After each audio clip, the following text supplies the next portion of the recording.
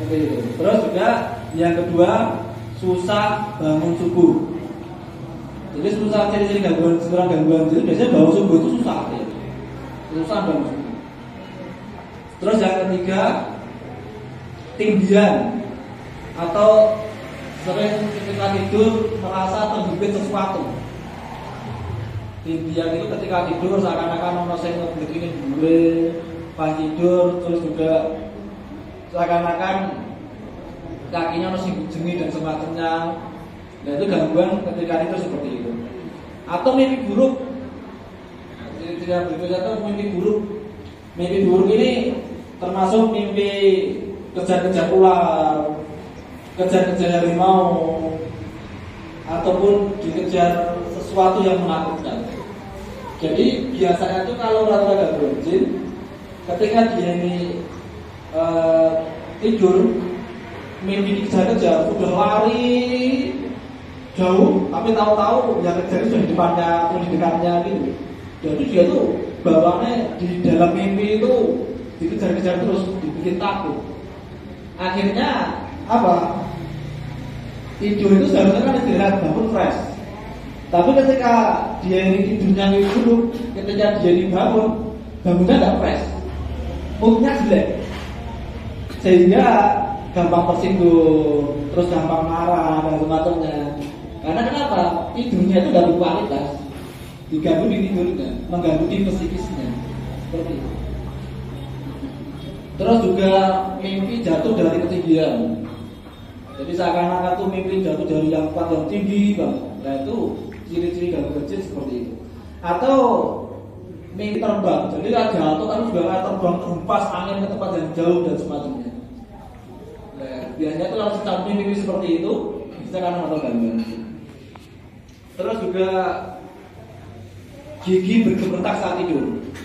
Tapi tidak halus ya. Kalau yang bergemetar ini tidak halus. Tapi terkadang ada juga orang ini yang gangguan jin tidur bergemetar ataupun dia ini mengigau. Mengigau itu ngelidur kalau bahasa Jawanya. Jadi ciri-ciri gangguan jin berikutnya apa? Gigi gemetar ataupun dia ini mengigau atau dia ini ngelidur. Sering tidur. Ketika semisal dia mimpi seakan-akan dia mengejar. Nah, sehingga dia ini sampai teriak-teriak dan semacamnya. Nah, itu ciri-ciri gangguan jin itu seperti gangguan tidur. Terus juga sering mimpi kuburan, sering mimpi di kuburan, atau sering mimpi ketemu orang yang sudah meninggal ngobrol dengan mereka dan sering mimpinya. Jadi contoh seperti ini, semisal mimpi ketemu seseorang orang tua zaman dulu lah, itu tiap sering ketemu mereka dan mereka berkomunikasi dengan kita sampai mereka memberikan suatu amalan. Semisal amalan itu suruh baca misal Al-Fatihah yang 1000 kali, Al-Fatihah dibaca sekian kali di waktu tertentu. Nah, ini biasanya mereka jin. Nah, biasanya ini yang mengalami ya seperti ini, maaf kata orang-orang yang pelaku kebatinan atau pelaku yang ilmu-ilmuwan seperti itu. Mereka punya apa? Punya guru gaib. Jadi ketika apa? Di mimpinya itu dia seakan-akan ditemui guru gaibnya yang nanti mereka bilangnya berjubah, berjenggot juga dan semacamnya.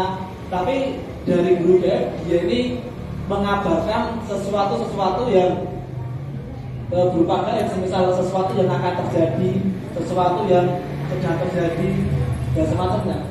Nah ini walaupun dia ini di mimpinya ataupun yang ditemuinya itu mengabarkan hal yang seperti itu, bisa dipastikan yang ketemu itu jin. Tapi mereka main membawa seakan-akan sosok kiai dan semacamnya. Jadi biasanya orang-orang yang ilmu kebatinan dan seperti itu. Dan dia dirukyah juga dengan berjinta. Nah terus yang berikutnya, Ahadunahad Allah. Ahadunahad Allah. Ini ibu bagus ibu. Ibu bagus ibu bagus. Nanti terapinya nanti, konsultasi terapinya nanti saja. Karena yang penting ini dulu. Karena nanti konsultasi terapinya belakangan saja. coba di apa biar kita tidak tertinggal materi ini. Karena banyak loh di masyarakat itu ketika sakit, sebenarnya dia sakitnya gangguan jin, tapi gara-gara pergi ke dukun diarani gangguan jin, kan gitu. Makanya kita harus tahu, oh, ini sakitnya itu gangguan jin, ini sakitnya karena apa medis.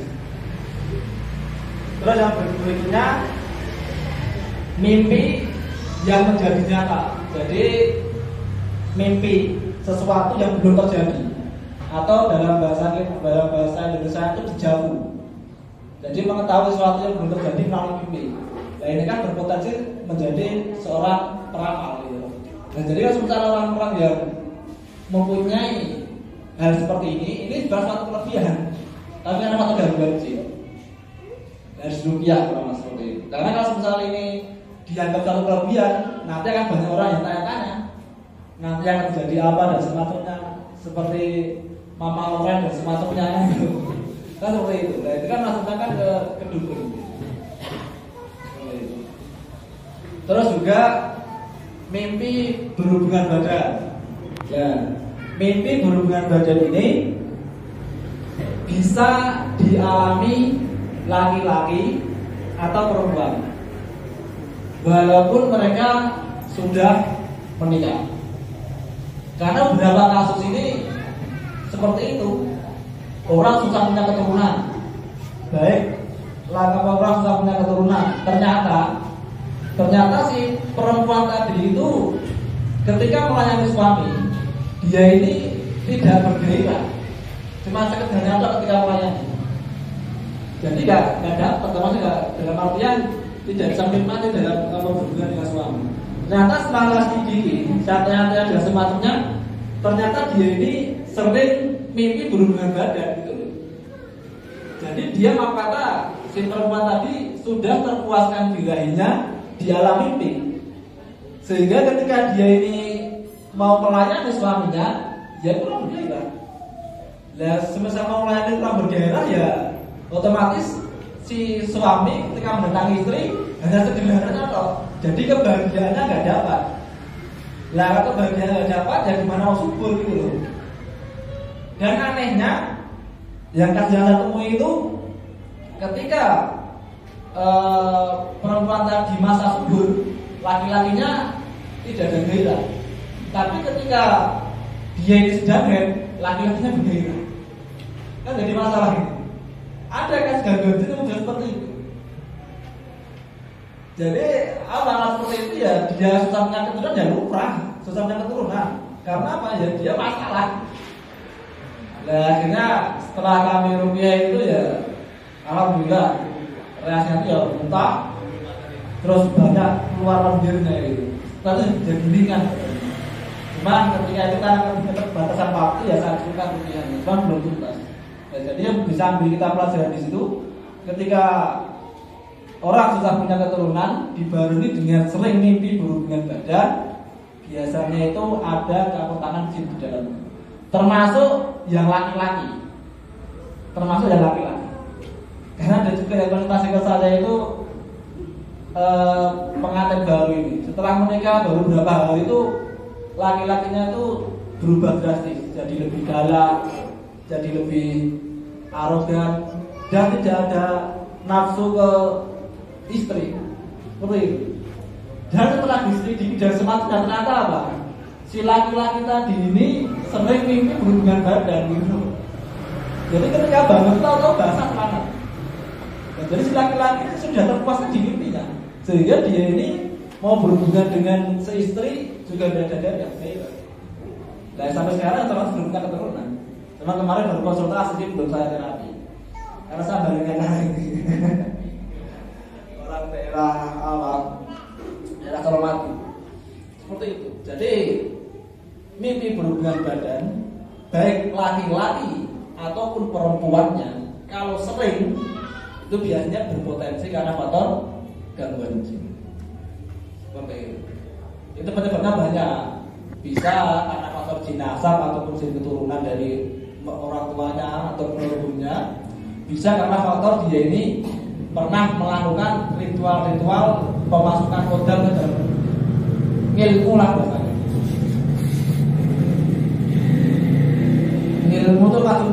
dia ini melakukan ritual dimandikan kembang ataupun ritual-ritual dimandikan di kali temu kali pedok dan semacamnya. Itu kalau misal pernah melakukan ritual seperti itu, biasanya dia gangguan jin, dan salah satunya ciri-cirinya kalau dia sering berhubungan badan, berarti dia ini ciri-ciri dicintai oleh jin. Ini berpotensi nanti ketika berkeluarga mesti sering cekcok, mesti ada masalah di dalamnya. Termasuk salah satunya susah punya keturunan. Seperti itu. Dan terus juga untuk kasus yang sudah punya keturunan, selain mimpi berhubungan badan, biasanya itu sering mimpi menggendong bayi, mimpi menyusui, atau mimpi melahirkan. Nah, ini juga sering juga dialami oleh orang-orang yang susah punya keturunan. Dan biasanya sakitnya nanti itu di perut bagian bawah. Perut bagian bawah itu mesti sering sakit. Karena setan itu tinggalnya di situ. Nanti ketika diruqyah biasanya reaksinya kalau nggak muntah, biasanya dia itu nanti tiba-tiba pengen kencing. Kalau ketika kencing itu banyak dan kental, itu mendetok penyakit yang di perut bagian bawah. Nah, jadi semisal ada orang yang susah punya keturunan, sering mimpi berhubungan badan, mimpi menggendong bayi, mimpi menyusui, mimpi melahirkan, berpotensi besar susah punya keturunannya karena ada campur tangan setan. Itu yang kami alami ketika kami ngelami seperti itu. Terus yang berikutnya, hadirin Allah. Terus yang berikutnya gangguan jin ketika tidur. Nah, ketika tidur itu juga terkadang merasa ada yang tidur di sebelahnya, padahal tidak ada orang. Nah, kalau misal sering merasakan seperti itu, biasanya itu terkena ciri-ciri dari gangguan jin. Terus gangguan jin yang berikutnya yaitu gangguan saat terjaga, yaitu apa? Sering kejutan. Nah, sering kejutan ataupun sering ada yang bergerak berpindah-pindah tempat. Nah, itu biasanya terkena ciri-ciri seperti itu. Ataupun sakit badan yang berpindah-pindah. Ada sakit kepala, tahu-tahu pindah ke pundak, tahu-tahu pindah ke punggung, pindah ke tangan, pindah ke dada. Nah, ini penyakit-penyakit yang berpindah-pindah ini bisa juga karena faktor gangguan jin. Dan nanti ketika di ruqyah umumnya itu reaksinya sendala-sendala ya. Karena kan penyakit yang berpindah-pindah itu identik dengan faktor angin. Nah, ketika itu di ruqyah biasanya dia sendala. Seperti itu. Nah, itu kalau penyakitnya yang berpindah-pindah. Terus juga sakit yang tidak terdeteksi medis. Jadi secara medis ada penyakitnya. Di ronsen pun juga tidak ada penyakitnya, tapi merasakan sakit. Dan ini juga sedikit saya sudah pengalaman kami ketika meruqyah. Ada seorang pasien ini, dia ini sakit perut tembus ke pinggang. Ini kan penyakit ciri-ciri secara medis penyakit apa? Kalau sudah sakit perut tembus ke pinggang, apa ya itu? Masalahnya apa itu? Berarti di ginjal. Itu seharusnya apa itu masalahnya apa? Sebenarnya batu ginjal itu ciri-cirinya. Sakit di bagian perut tembus ke pinggang. Itu kan ciri-ciri orang sakit batu ginjal. Tapi yang jadi anehnya, ketika dia ke rumah sakit, di ronsen kah, dirawat kah, tidak ada batu ginjalnya. Setelah itu kami ruqyah itu reaksinya ya muntah-muntah lah, reaksi muntah biasa. Setelah itu paginya dia menceritakan itu ketika kencing keluar batu ginjalnya. Masya Allah. Sebenarnya di ronsen tidak ada batu ginjalnya, tapi setelah di ruqyah paginya dia kencing keluar batu ginjalnya. Alhamdulillah setelah itu beliau mengabarkan lagi kalau tidak pernah merasakan sakit yang sama lagi. Nah, jadi secara medis itu dia ada batu ginjalnya, tapi kan ada ciri-ciri gangguan jinnya, ada jin yang menempelinya, sehingga di medis tidak ada ketemu. Ketika di ruqyah bisa keluar batu ginjalnya. Seperti itu. Nah, itu masalahnya apa? Ternyata beliau ini kan tinggal di mes. Beliau ini masalahnya sering membuang air panas di kamar mandi. Karena kan di kamar mandi kan ada jin laki-laki dan jin perempuan, makanya ketika kita berdoa masuk kamar mandi kan Allahumma ini a'udzubika min al-khubuthi wal khaba'ith. Kita kan hidup pada Allah dari jin laki-laki dan jin perempuan dari kamar mandi. Jadi kamar mandi itu memang ada jinnya gitu. Jadi ketika kita sering buang air panas di kamar mandi, itu bisa mengenai jinnya sehingga jinnya bisa menyakiti kita. Makanya bakar panas jangan di kamar mandi. Itu bisa menjadikan masalah. Dan nanti terus bagaimana kalau semisal nanti di dalam tamu ini pakainya air hangat dan semacamnya, ya nggak apa-apa. Yang penting sebelum masuk kita berdoa dulu, biar kita terlindungi. Dan jinnya akan menyesuaikan itu, menyesuaikan lah mereka.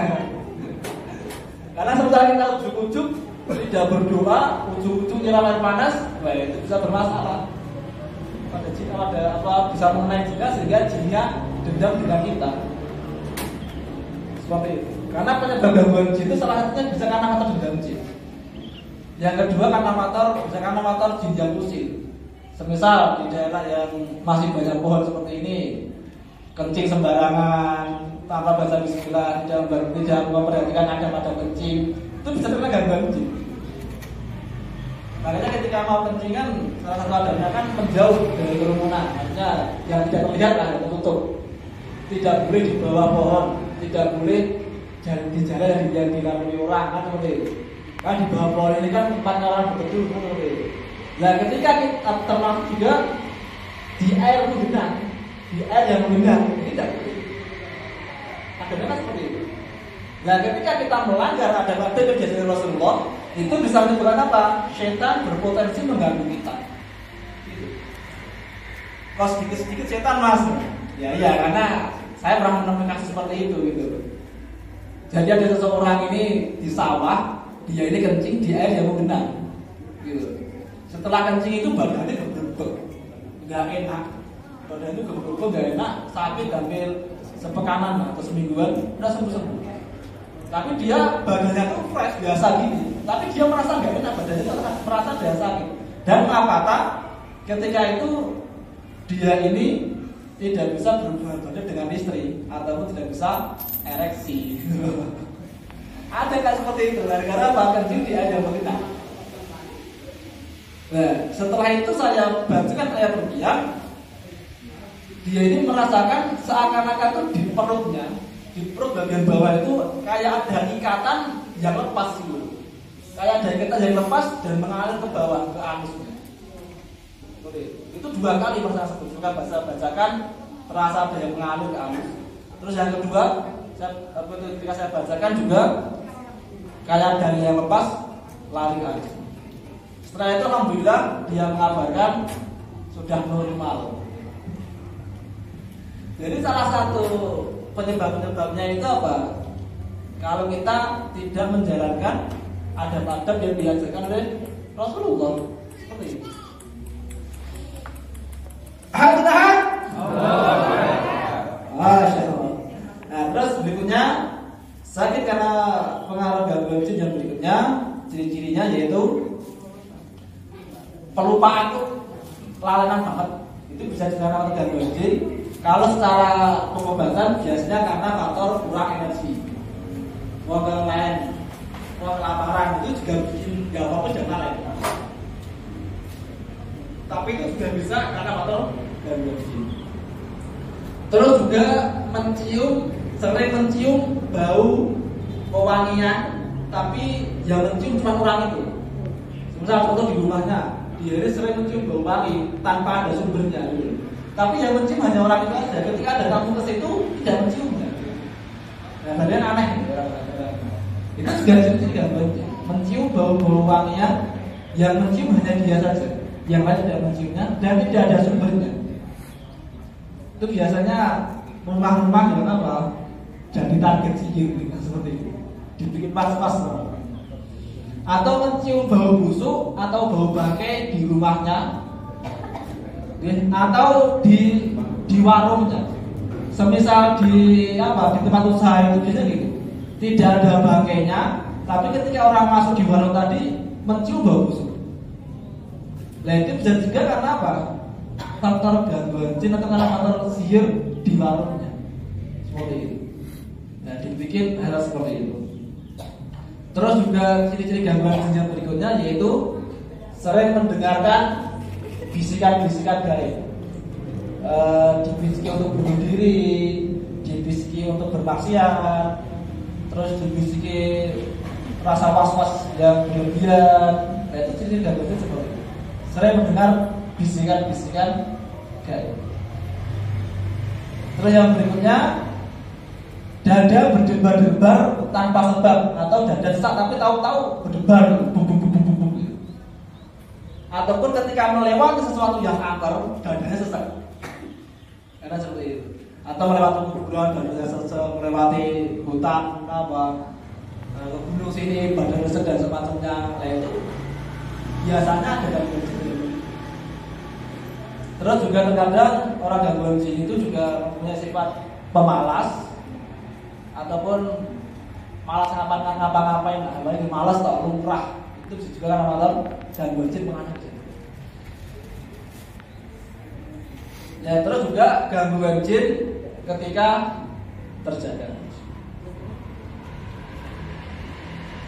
Gangguan jin ketika terjaga biasanya itu indigo. Indigo itu bisa melihat jin, merasakan, mendengarkan bisikan mereka. Jadi yang perlu kita pahami, orang indigo atau orang yang bisa melihat jin itu bukan kelebihan, tapi dia ini gangguan jin. Jadi karena kebanyakan dengan manusia ya sebagian seperti itu, bisa merasakan keberadaan mereka, melihatnya, mendengarkannya, seperti itu. Jadi saya ulang lagi, orang yang bisa melihat jin atau merasakan keberadaan jin ataupun mendengar bisikan-bisikan gaib itu bukan orang yang mempunyai kelebihan, tapi dia ini karena faktor gangguan jin. Seperti itu. Jadi begitu juga dengan nanti ketika berubah kepada orang-orang yang bisa melihat jin, berarti dia ini pengobatannya pakai bantuan jin. Itu gimana? Paham betul ini ya Pak, Ibu. Jadi ketika jenengan berubah, ketika yang membatin jenengan mengaku-ngaku bisa melihat jin, mengaku-ngaku bisa merasakan keberadaan mereka, mendengarkan bisikan mereka, berarti di dalam tubuhnya ada gangguan jin. Berarti ketika kita berubah kepada mereka, berarti kita berubah kepada orang yang pakai bantuan jin. Jadi langsung mereka termasuk dalam kategori dukun. Paham? Jadi tidak salah berubah lagi. Terus ciri-ciri berikutnya yaitu susah duduk atau duduk yang terhalang. Jadi orangnya cantik, tapi ketika dia mau melamar itu gagal terus. Alasannya apa juga jelas. Ya bisa karena selektif, bisa karena diri. Misal dulu dia pernah menolak seorang laki-laki. Laki-laki sakit hati, dia pergi berdukun, menyihirnya biar orang ini tidak laku nikah. Bisa. Apalagi sementara orang perempuan tadi ibadahnya kacau, ibadah gak pernah ibadah ataupun bermasalah dalam akidahnya. Ya sudah, jinnya bisa menguasai diri. Dia susah dapat jodoh. Itu bisa seperti itu. Nah, biasanya itu ciri-cirinya ketika ada orang yang melamarnya itu dia ini secara fisik cantik, tapi seakan-akan ketika ada orang yang melamarnya itu berubah menjadi nenek-nenek yang buruk atau orang berupa dan semacamnya. Kadang sampai seperti itu. Nah, itu biasanya pengaruh skin. Atau melihat Buddha yang seolah-olah Buddha. Jadi kayak vertigo. Nah, vertigo tapi dia ada gangguan jin. Kan vertigo kan bisa karena masalah kesehatannya, bisa karena masalah gangguan jin juga. Makanya nanti dari ciri-ciri ini kita klopkan, kita matchingkan atau kita selaraskan dengan ciri-ciri yang lain ada kan? Kalau dia vertigo tapi ciri-ciri gangguan yang lain dia ada, berarti kemungkinan besar vertigonya ada pengaruh gangguan jin. Tapi ketika dia vertigo, ciri-ciri gangguan jin di mimpi dan semacamnya tidak ada, ya kemungkinan karena dia karena faktor fisiknya ataupun medis biasa. Nah, terus juga kalau gangguan psikis, seseorang yang terkena ciri-ciri gangguan jin, yaitu emosi yang tak terkendali, emosinya labil. Terus juga sulit memaafkan, susah memaafkan. Ketika sakit hati itu disimpan terus lagi, kelas susah memaafkan. Terus juga sulit move on atau sulit melupakan sesuatu yang menyakitkan, tidak bisa karena satu gangguan jin juga. Terus juga kadang juga kalau mengalami psikis gitu, kadang orangnya jadi penakut, jadi minderan, terus mudah putus asa, terus suka latah yang jorok, terus juga orangnya keras kepala, terus susah menerima nasihat, terus juga terkadang menyepelekan kewajiban atau menyepelekan sholatnya. Ada gangguan jin seperti itu. Terus mudah tersinggung, baperan, terus juga merasa benci kepada semua orang. Jadi ingat wong ini anyel, itu bisa juga nama terganggu dari segi psikis. Terus juga merasa tidak menentu ataupun benci dengan pasangan. Jadi ketika melihat suami itu bawaannya benci, melihat suami bawaannya mangkel tanpa sebab yang jelas. Itu bisa karena gangguan jin ataupun sihir. Dan biasanya kalau dia itu kena sihir perceraian, biasanya itu ketika tidur nanti akan sering mimpi suami selingkuh. Kalau ketika tidur sering mimpi suami selingkuh atau mimpi suami nikah lagi, biasanya itu nanti apa? Karena mata gangguan jin. Seperti itu. Terus juga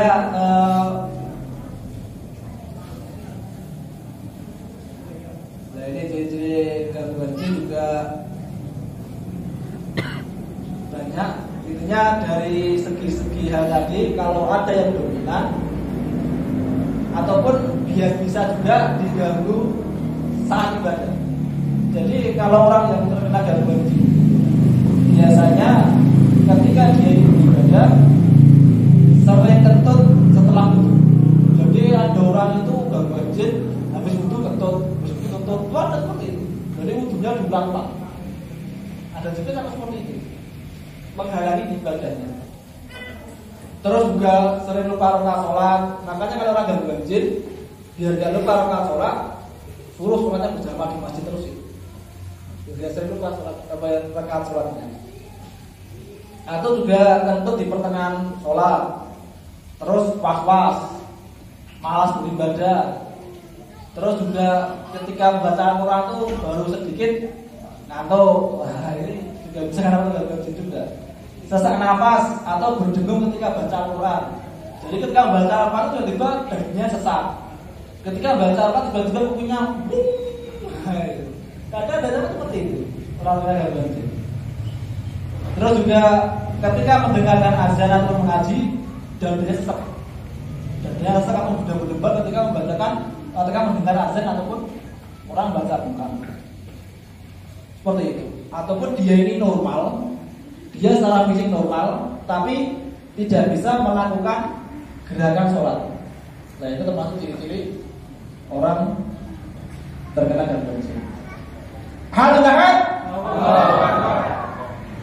Dari sekian ciri-ciri tadi mungkin ada yang ditanyakan Bapak sebelum ke materi yang berikutnya.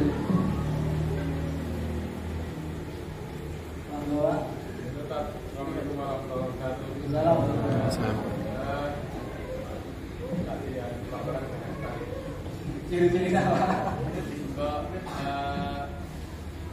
Seperti tadi disampaikan, sering bermimpi basah itu termasuk gangguan jin. Apakah itu kalau dengan istrinya sendiri juga itu terkena gangguan jin?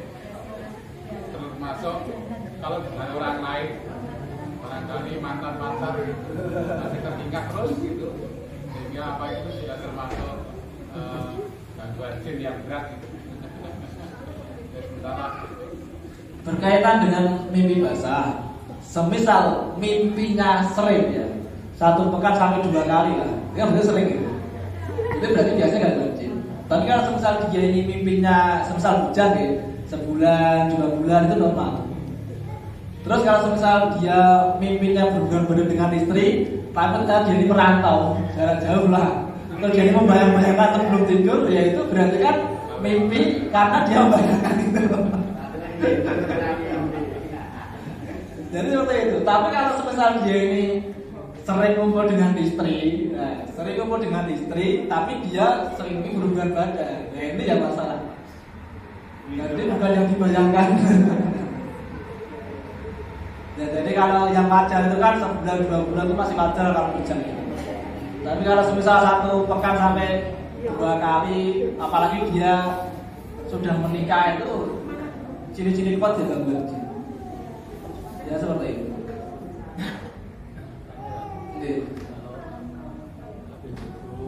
Terus lupa rakaat itu jinnya itu di dalam tubuh kita atau jin yang ganggu lupa tubuh kita atau gimana? Bisa dua-duanya. Kan jin kan bisa masuk ke dalam terang darah manusia. Lupa rakaat sholat. Jadi kalau ketika dengan apa semisal darah seperti itu, dibarengi sering seperti itu, berarti jinnya sudah masuk ke dalam tubuh. Makanya kan harus sering melakukan ruqyah mandi. Salah satunya apa? Menghilangkan rasa was-was. Karena kan kentut itu biasanya kan karena motor was-was itu. Gaar kentut itu nanti kan salah satunya kan bisa dengan membaca ta'awudz bisyaitonir rajim.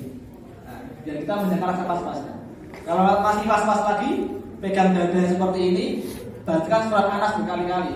Karena kita di surat Anas tadi kan meminta perlindungan kepada Allah dari was-was syaitan yang membisikkan ke dalam dada manusia. Nah itu terapinya seperti itu untuk menghilangkan rasa was-was. Allah. Dan yang ditanyakan lagi terkait dengan ciri-ciri orang yang terkena gangguan jin. Nanti dijadikan bisa mendiagnosa lah kalau saudaranya sakit. Kan kadang-kadang seperti ini. Ketika sakit, biasanya banyak orang yang menjenguk. Yang menjenguk itu kadang ya orang yang beriman, kadang orang yang tidak beriman. Dalam artian dia yang masih percaya dengan dukun. Jadi ketika menjenguk ada yang menyarankan kayak lo, nenggone bayi kayak lo, nenggone paknya ini kayak lo. Tapi ternyata ketika dia berobat ke situ, dia ini dikasih jimat, dia ini dikasih sesuatu untuk dikubur di rumahnya. Berarti kan dia ini termasuk kedukun. Kan seperti itu. Jadi kalau kita nanti mengetahui ciri-ciri gangguan jin, minimal nanti kalau saudara kita ada yang sakit, kita tahu oh ini penyakitnya identiknya ini medis sebagai gangguan jin. Karena ketika nanti seseorang pergi ke dukun, apapun sakitnya, medis kah maupun non medis kah akan dikatakan karena faktor gangguan jin. Kan seperti kalau dukun, apapun sakitnya karena gangguan. Terus yang berikutnya, ciri-ciri gangguan jin di tempat tinggal ataupun ciri-ciri gangguan jin di warungnya ataupun di rumahnya. Yaitu apa? Ciri-ciri yang pertama, sering terlihat penampakan. Jadi kalau misalnya di rumah atau tempat kerja kan di kantor ada sering lihat penampakan, itu berarti ada masalah itu di rumahnya. Terus yang kedua, tidak betah di rumah atau terasa panas atau tidak nyaman di rumahnya. Itu ciri gangguannya seperti itu. Jadi rumahnya sudah ber-AC ataupun sudah di pegunungan, tapi kok hawanya kok panas, kan aneh. Jadi biasanya juga bisa juga karena rumahnya ada gangguan jinnya atau rumahnya karena ada siang. Kan jadinya seperti itu. Jadi di luar kewajaran. Terus juga penghuni rumahnya itu ketika masuk rumah itu hawanya pengen emosi. Tapi ketika dia di luar rumah, dia tidak emosi biasa aja. Tapi ketika di luar rumah itu hawanya muncul dan tidak nyaman gitu. Nah, itu juga seperti itu. Terus yang keempat, sering kehilangan uang. Nah, jadi kadang kalau semisal uang sering hilang, nah itu bisa juga karena faktor gangguan jin di rumahnya. Makanya kan ketika kita menyimpan uang, jangan lupa bacakan bismillah. Simpan di lemari, tutup dengan baca bismillah. Seperti itu. Biar jinnya tidak bisa masuk ataupun dia tidak bisa mencuri uang. Karena Rasulullah SAW mengabarkan ketika menjelang waktu maghrib, suruhlah anak-anak kalian masuk ke dalam rumah dan tutuplah pintu-pintu kalian dan bejana-bejana kalian dengan baca bismillah. Kan seperti itu. Itu supaya apa? Supaya jinnya itu tidak masuk ke rumah.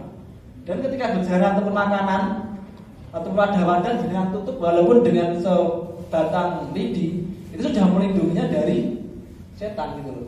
Jadi ketika jenengan nanti di rumah biar gak hilang-hilang uangnya, ditaruh di lemari, tutup dengan baca bismillah. Seperti itu. Itu mudah solusinya. Dimana mau bacakan bismillah ketika menutup. Dan ketika menjelang waktu maghrib, tutup pintu-pintu dengan baca bismillah. Batasnya sampai isya.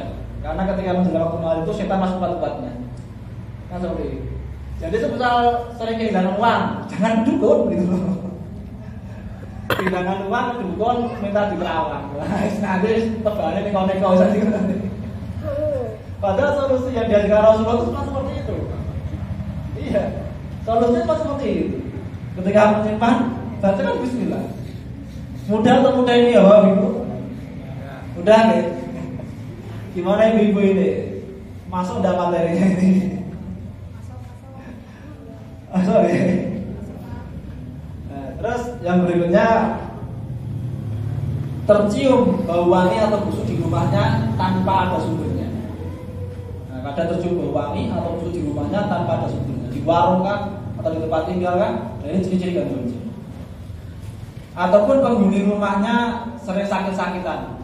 Tapi sakit-sakitannya ada ciri-ciri gangguan jin dari mimpi dan semacamnya. Itu juga karena dia target sihir ataupun rumahnya menjadi target sihir. Seperti itu. Terus juga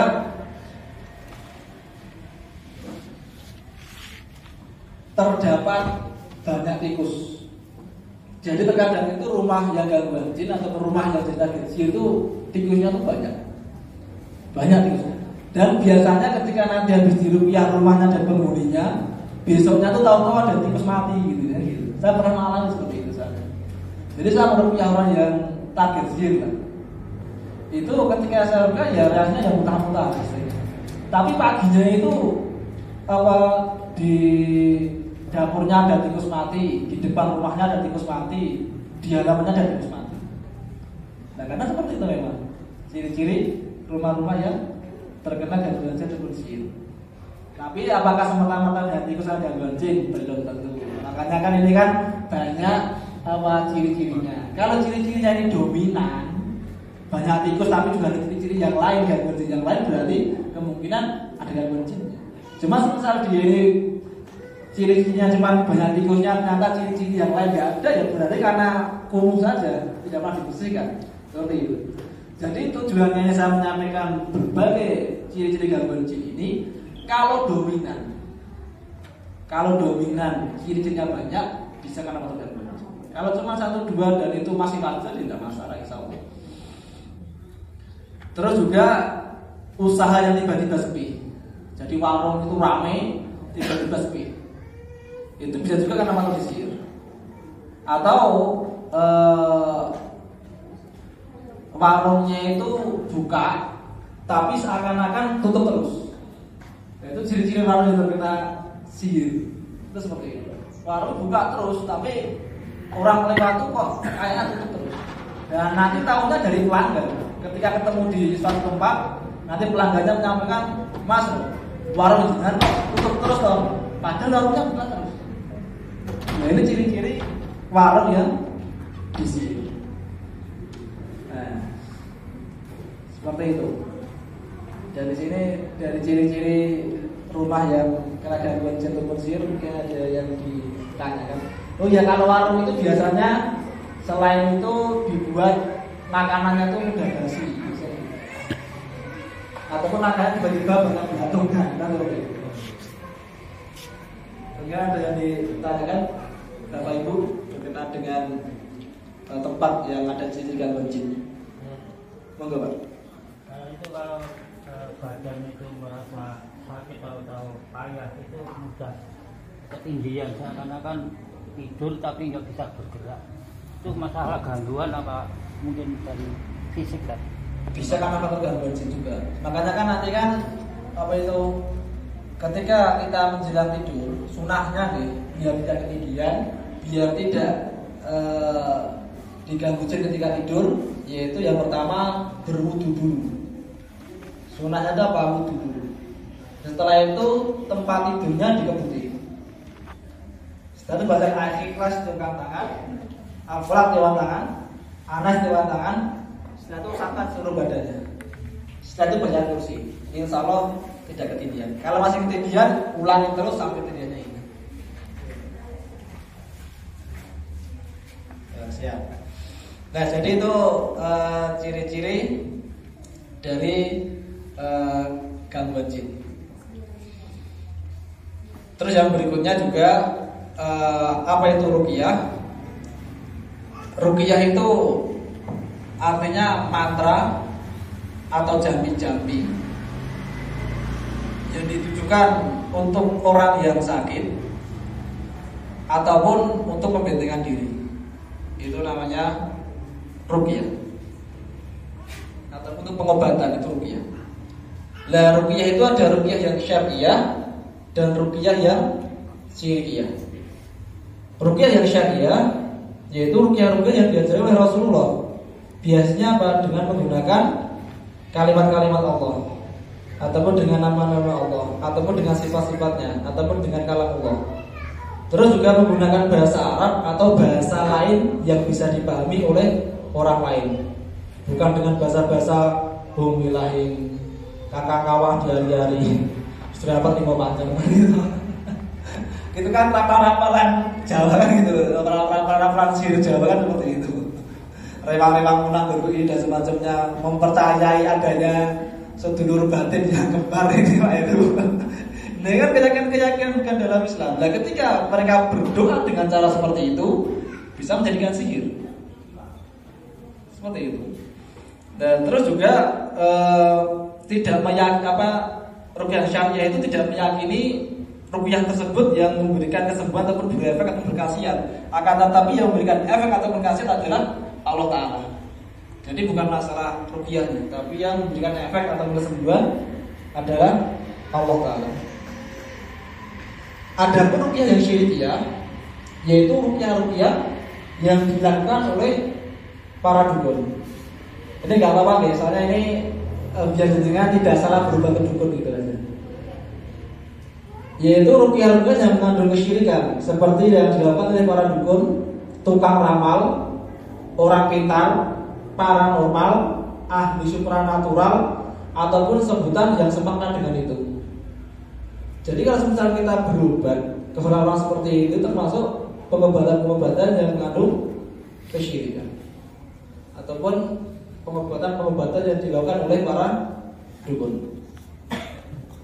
Karena Rasulullah juga menyebutkan, barang siapa yang mendatangi dukun, maka tidak akan diterima sholatnya selama 40 hari. Jadi ketika mendatangi dukun itu surat 40 hari tidak diterima. Dan apabila mempercayai, barang siapa mendatangi dukun atau peramal lalu mempercayai apa yang dikatakan, maka dia telah kafir terhadap apa yang diturunkan kepada Nabi Muhammad, yaitu apa? Al-Quran. Jadi semisal pergi ke dukun, ibadah 40 hari tidak diterima. Semisal berpercaya perkataan dukun, maka dia telah kafir. Jadi pentingnya kita memahami kita ini berobat ke dukun atau tidak, biar akidah kita selamat gitu. Karena semisal nanti kita sakit, yang penting berobat, yang penting mari, tidak tahunya kita berobat ke dukun, akidah kita bahaya. Karena gini, ketika ke dukun, apapun sakitnya, nanti akan dikatakan karena faktor gangguan jin gitu. Jadi semisal dia ini sakitnya katakanlah saraf berjepit, tapi ketika ke dukun dikatakan dia ini karena faktor kesihir, karena faktor gangguan jin, hanya bermodalkan terawangan ataupun tebak-tebakan. Nah, ketika dia ini mempercayai perkataan dukun tersebut, itu bisa kafir dia. Kan bahaya ini. Ketika jenengan wis loro, salah berobat, wis dadi apa itu bisa keluar dari Islam gara-gara percaya perkataan dukun. Kan seperti itu. Nah, itu. Jadi ciri-ciri dukun yang pertama yaitu bertanya tentang nama ibu kandung. Nah, jadi kenapa yang ditanya ibu kandung? bukan nama bapaknya. Nanti ketika dijampi-jampinya dukun itu, nanti yang semisal Mas Ayis binti siapa gitu ya. Nanti yang disebutkan itu nama ibunya. Semisal saya lah, Anton binti Kusroni bapak saya. Tapi ketika nanti berobat ke dukun ditanya, Mas Anton siapa nama ibu? Fatimah, kan seperti itu. Jadi ketika nanti mereka menjampi-jampi, itu mereka Anton binti Fatimah gitu. Itu kenapa? Semisal orang dinisbatkan pada ibunya, artinya apa? Dia ini anak hasil zina. Karena nggak punya nasab gitu loh. Karena nggak punya nasab bapak. Nah itulah itu jambi-jambinya dukun untuk merendahkan manusianya. Makanya mereka kebanyakan menanyakannya nama ibu kandung, bukan nama bapaknya. Nah itu cuma seperti itu. Terus juga terkadang mereka meminta pakaian bekas, terkadang meminta hewan tertentu untuk disembelih, untuk dilemparkan atau dikuburkan di tempat tertentu, ataupun dikuburkan di depan rumah, dikuburkan di tengah rumah, ataupun menguburkan kendi-kendi yang di dalamnya ada telurnya dan semacamnya. Itu ya seperti itu mereka. Terus juga menuliskan jimat-jimat atau membacakan mantra aneh, ataupun jimat ini biasanya yang ditaruh di atas pintu. Jadi nanti untuk teman-teman terapis ini ketika terapi ke tempatnya pasien, pertama masuk lihat di atas pintunya ini ada jimatnya gitu. Karena saya sering seperti itu ketika saya terapi ke rumahnya pasien, tak lihat ada jimatnya ini. Di situ nanti ada tulisan-tulisan raja ataupun butiran-butiran yang isinya paku, yang isinya kembang, ataupun biasanya yang isinya itu ndok bebek kah, tulang kah, ataupun siung babi ya, ada seperti itu. Dan jadi kalau semisal nanti kita dalam mengobati masih ada seperti itu, biasanya tuh sembuhnya itu susah orang itu. Ada segi akidah bermasalah. Dan jadi nanti teman-teman terapis ya harus dilihat ini. Kalau ada seperti itu ya tidak baik pasien. Alhamdulillah. Alhamdulillah. Masyaallah. Terus yang berikutnya, menyuruh pasien untuk mengurung diri di tempat tanpa cahaya. Jadi jenenge kalau Jawa itu namanya apa itu? Tidak boleh terkena cahaya dan semacamnya. Nah itu ciri-cirinya seperti itu.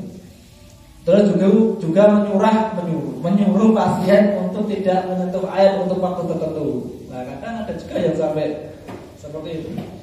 Ataupun memberi pasien beberapa kertas untuk dibakar dan mengeluarkan asap. Nah, dijambi-jambi pakai asap-asap. Terus juga kadang mereka berkomat kamit dengan kata-kata yang tidak dipahami. Terus terkadang mereka memberi tahu nama kampung halaman pasien lengkap dengan permasalahannya yang belum dikemukakan.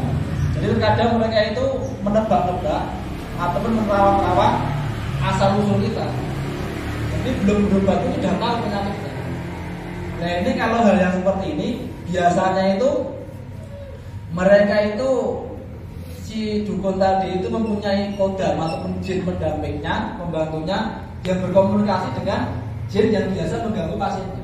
Sehingga dia dapat transfer informasi dari jin tadi, terus disampaikan ke dukun, dukunnya menyampaikan ke pasien. Makanya pasiennya sakti ya dukunnya ya, belum cerita sudah tahu permasalahannya dukun. Kecuali semisal jenengan didiagnosa suruh melet, lihat telapak tangannya, lihat nadinya itu beda. Karena didiagnosa. Tapi tanpa ada diagnosa seperti itu, lah kalau menerawang-terawang, nah itu biasanya jadi seperti itu. Terus juga memakai mediasi manusia atau mentransfer penyakit ke hewan. Jadi mengobati dengan mediumisasi. Mediumisasi ini berarti ketika mengobati dia ini bawa anggota sendiri. Misal saya bawa anggota sendiri. Saya merupiah suatu tempat. Terus ketika saya mengobati itu saya mentransfer atau memindahkan jin yang mengganggu pasien tadi ke anggota saya ini. Transfer. Nanti dari sini ditanya-tanya, kamu kenapa ganggu orang ini dan semacamnya. Padahal yang di rupiah itu santai aja, tapi yang bingung siapa yang kesurupan itu malah yang anggota yang dibawa oleh rupiah tadi. Mediumisasi itu seperti itu. Nah itu biasanya juga praktek-praktek perdukunan seperti itu. Semisal di tim pemburu hantu itu lah, bahasanya kan seperti itu. Cari tempat angker, dimasukkan jin, di tengah-tengahnya dan semacamnya. Itu tidak boleh. Wong kita ini manusia ini suruh berhidup pada gangguan jin dan sihir atau gangguan jin dan setan, tapi kok malah memasukkan setan dalam tubuh kita. Wong kita suruh berhidup biar mereka nggak mengganggu kita dan merasui kita, kok malah dengan sengaja dimasukkan. Dan ketika itu nanti mereka juga akan berakting seakan-akan pusat, terus dia sadar dan dianggap dia sudah gangguan jin. Padahal semisal dia yang orang yang sering buat mediumisasi seperti itu, kalau di rupiah biasanya masih dengan jin. Seperti itu. Nah, jadi praktek-praktek seperti itu, ataupun memindahkan penyakit ke hewan, penyakit ke telur. Nah, kalau semisal ke telur ataupun ke tebu, itu biasanya itu dukun, tapi mereka pintar sulapan. Jadi dengan telur diusap-usap, setelah itu nanti dibuka telurnya, ada pakunya dan semacamnya. Itu untuk menakut-nakut pasien. Dan itu sulapan itu. Ada yang dukun itu yang tipe seperti itu. Karena kenapa? Bisnis yang paling enak itu bisnis apa? Bisnis menakut-nakuti gitu. Jadi nanti ketika pasien sudah ditakut-takuti, wah ini terkena sihir, ini terkena gangguan jin, ini sihir atau pakunya dan semacamnya. Akhirnya apa? Ketika dukunnya nanti meminta uang seberapapun dikasih. Nah ini harus ada ugo rapenya ini 3 juta lah nanti dan semacamnya dikasih. Nah itu karena kenapa dikasih? Karena dia takut duluan dengan apa itu tipu daya dukunnya tadi. Nah itu ciri-ciri seperti itu. Terus juga mengeluarkan jin dengan jin lagi atau dengan bantuan jin. Jadi ketika mengobati dia kesurupan juga. Jadi misal mengobati dukungan kesurupan, mengobati rasa sakit. Nah itu ciri-ciri dukun seperti itu. Pakai bantuan jin. Terus juga terkadang mereka menyuruh untuk mandi bunga 7 rupa, mandi dari air 7 sumur, mandi dengan air kembang dan semacamnya di waktu-waktu tertentu. Nah itu ciri-ciri seperti itu. Nah mungkin itu ciri-ciri gangguan jin. Sebelum kita praktik ruqyah mandiri, mungkin yang ditanyakan ciri-ciri gangguan jin dan ciri-ciri ruqyah syirkiyah ataupun ciri-ciri ruqyah yang dilakukan oleh para dukun. Kita tanyakan sebelum kita praktek ruqyah mandirinya. Ini sudah terlalu lama, 1 minggu ya. Ini kawan pengen jadi ambilani. Nah sekarang karena tadi memang startnya lambat banget itu. Start jam 8 dan setengah 10 baru mulai gitu. Nah ini monggo apa itu dibagikan dulu kreseknya dan airnya. Nanti kita baca ruqyah dulu melalui air. Monggo dibagikan dulu untuk kreseknya.